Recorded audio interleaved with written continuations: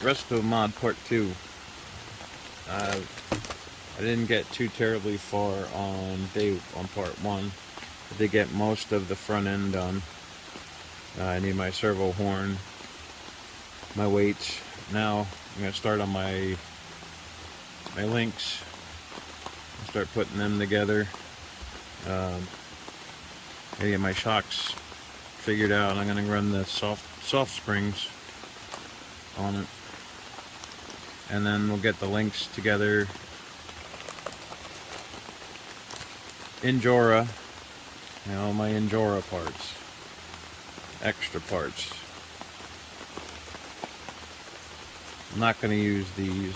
Those will just go aside. They were just part of the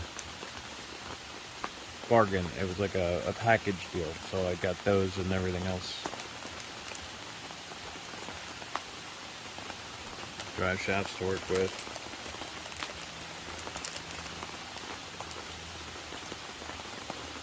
Rear diff covered yet. Trans gears. And then my Komodo brushless motor. So that's where I'm at so far. So we're going to get this front end done. And we'll get it in the truck. And then we'll go from there. Alright. Link time.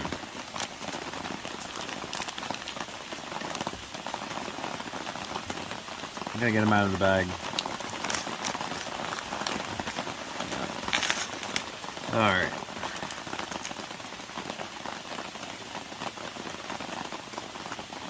Injora high clearance links.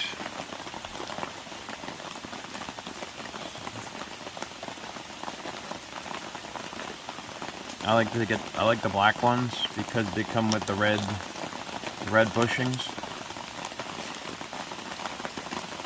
Add a little bit of color to the build. Now, on the front end, I had extra from another build or two, so I put the red ones in here also, so that everything kind of matches, kind of goes together. All right. Here's what I like to do. I'll take my bushing, slide it over the end of the tool. First you got to figure out, the ends are two different sizes. One is larger than the other. So I put my O-ring on the larger end. And I'll flip it. Take my link. See, these are printed on, depends if you want to see the print or not.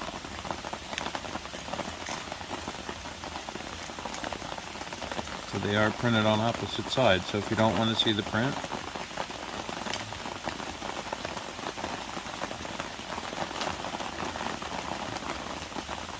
or if you do want to see the print, if you don't care and the print shows on one side, not on the other, that's up to you. I like to keep them all the same. The print's kind of neat. It just adds that little bit of flair, I guess you could say. So just like that, pop that rubber O-ring over, grab your next one, slide it on the tip of your tool, O-ring, flip it, and you want to keep your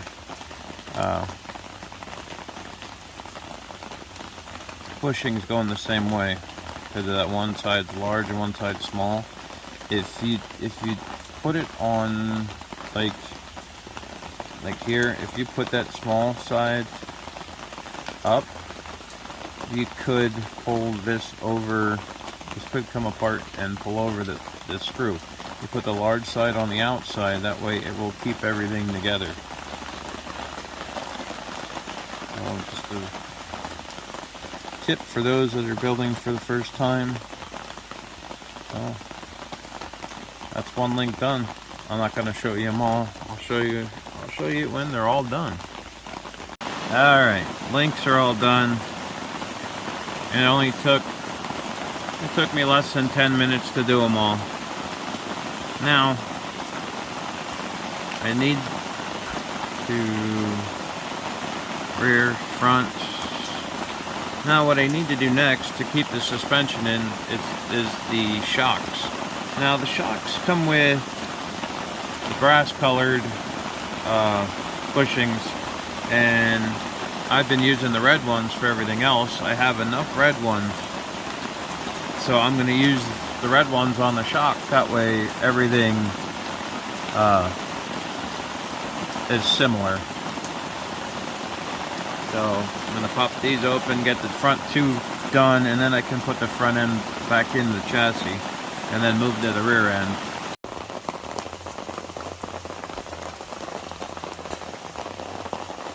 Front end is in and done. When I get the new ESC in, I'll get the steering hooked up, but we're looking like a pretty good, looking pretty beastly there, pretty wide. Pretty tall.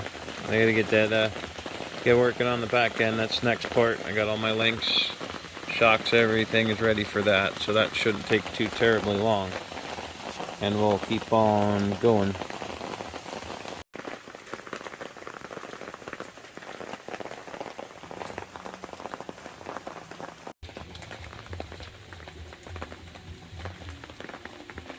Rear's done, ready to go in. Looks a lot better than it did before.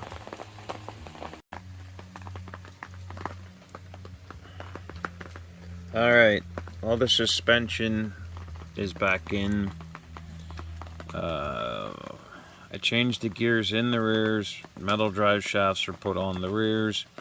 I still have to get rid of that guy right there. That brush motor's got to come out. The brushless has to go in. I'm ready to finish up the back here. I'll put the tires on, do a quick snippet, and that'll be the end of part 2. Alright folks, part 2 is done. We're looking pretty beastly here. Nice wide stance. It's tall. Big tires. Oh yeah.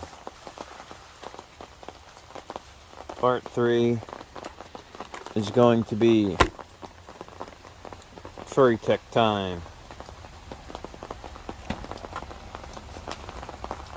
Till then, thanks for watching.